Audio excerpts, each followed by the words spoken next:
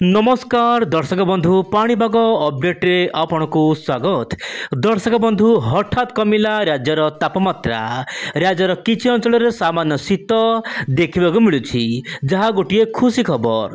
तेज दर्शक बंधु कौन पाई राज्यर केतक अंचल शीत देखा मिलला यार कारण कौन रही एवं पाणीपागर मिजाज आगामी दिन में बदलिबार संभावना रही बोली किछि मॉडल आकलन करुछंती एवं बंगोपसागर में लघुचाप को लेकिन किछि मॉडल आकलन करबा पर एबे बड़ खबर सामने आसी। तेज आज भिडियो आलोचना करबा पाणीपागर समस्त खबर गोटे भिडियो रे ओ इंडिया चैनल रे। दर्शक बंधु वर्तमान पश्चिमा झड़ गोटे पर गोटे उत्तर भारत को प्रभावित करुच्ची जहाँपाई कि आपंकर उत्तर पश्चिम दिगु ठंडा वायु आसूची जहाँपाई कि राज्य तापमात्रा कमी जाइए। आपड़ देखिपे सर्कल दर्शक बंधु जिते बड़े तापमात्रा बढ़ी रेड कलर थिला वर्तमान दर्शक बंधु आप देखु साधारण ऊपर को जाकि पुणी तौक आसी मान दर्शक बंधु वर्तमान तापमात्रा कमी जाइए। आभ्यंतरीण जिला गुड़िक सहित उपकूल ओडिशा केतक अंचल सका सका सामान्य शीत देखा मिलूँ। तेज किसी दर्शक बंधु कमेंट रही पुणी कौन शीत फेरला। तेज दर्शक बंधु शीत फेरी ना केवल पश्चिम झड़ प्रभाव में आप जो रोचे जम्मू काश्मीर आखपाख अंचल जो वर्षा होची तुषारपात होची सेठारु सीधा सड़क वायु ओडिशा मध्य को आसूची जहाँपाई कि दर्शक बंधु ओडिशा वर्तमान शीतल पवन सकाल सकाल देखा मिलूँ।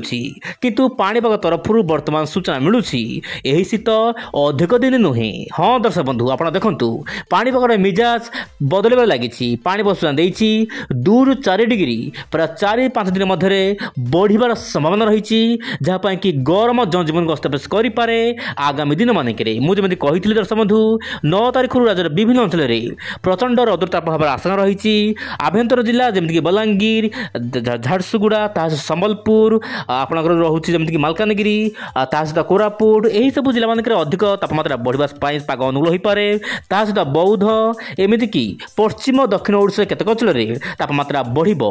एबे देखिबा वायु चलन कौन रही आप देखो दर्शक बंधु वायु चलन वर्तमान समय सामान्य एमती एक दृश्य देखौछि जहां नहीं दर्शक बंधु गोटे प्रकार तर्क वितर्क आरंभ हो जाइए। आप देखु शीत दिन भर्म देशर विभिन्न भागर दक्षिण भाग हो उत्तर पूर्व एमतीक उत्तर पश्चिम भारतर विभिन्न अंचल सका सका शीत देखा मिलूँ। किंतु जो भाई भाव शीत होउछि दिन 10टा पर तापमात्रा हठात बढ़ी जाउछि।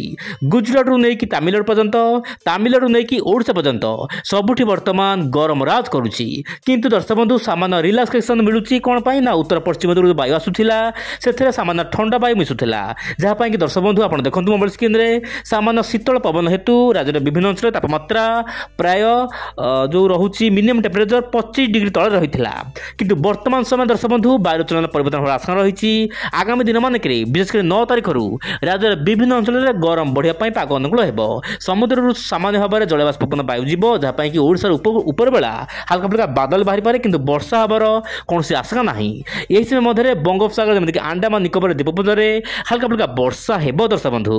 तेज दर्शक बंधु पाणीपागर यही मिजाज केबे भी बदली पारे से आपण इंडिया चैनल सहित प्रत्येक दिन जड़ित हो रुहतु पाणीपागर समस्त अपडेट पाई। एबे देखिबा मॉडल कौन रही आकलन दर्शक बंधु जो मॉडल रही विशेषकर जेपीएस मॉडल वर्तमान एक बड़ सूचना सामने को आसी। जेपीएस मॉडल कहूँ प्रशांत महासागर जो वायु आसब यार प्रभाव में बंगोपसागर प्रबल वर्षा हेब अंडमान निकोबर द्वीपपुंज सहित श्रीलंका सहित तामिलनाडु यार आखपाख अंचल प्रबल वर्षा हेब और पश्चिम झड़ प्रभाव में जम्मू काश्मीर यार आखपाख अंचल वर्षा हेब उत्तर पूर्व भारत जमीक सिक्किम आसाम त्रिपुरा मिजोराम नागालैंड यही सब राज्य विभिन्न अंचल वर्षा हेब। किंतु ओडिशा रे आगामी 15 दिन पर्यंत पागरे विशेष किसी परिवर्तन होबार आशंका नहीं। स्पेशल दर्शक बंधु ओडिशार उपकूल ओडिशा एवं दक्षिण ओडिशा केतक अंचल 14 तारिख पर हल्का फुल्का वर्षा देखा मिल पारे किंतु केते वर्षा हेबो निश्चय पर आगामी भिडियो मानक मु स्पष्ट करने को चेष्टा करी। तब ये थिला पाणीपागर मिजाज मुझे कहली पुणे आसना काली आउ नुआ अपडेट को